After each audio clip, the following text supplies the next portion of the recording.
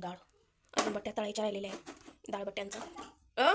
Hello hi चला good morning. आम्ही निघालो आहे पिंपळगाव रोडे. आम्ही आता निघालो आहे घरी. मी माझी सासू माझे सासरे, कारण मी चालले आहे पिंपळगावला माझ्या सासू त्यांच्यासोबत.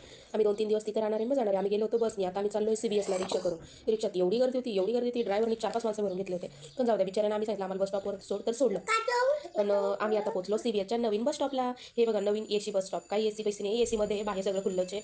खूप गरम होतं, खूप पाऊस आला होता. आणि हे बघा आम्ही आता बसमध्ये बसून निघालो आहे नाशिकवरून पिंपळगाव जाण्यासाठी. इथं आम्ही आता द्वारकेच्या पुढे निघालो आहे.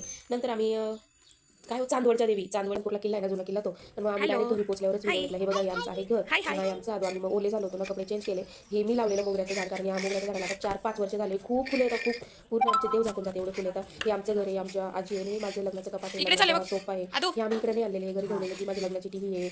अजून माझ्या लग्नाचं ना इथं तोरण ते लावलेलं आहे. हे आमचं देवघर. हे बघा हे मोगऱ्याचे फुले सकाळी ठेवलेले, खूप फुले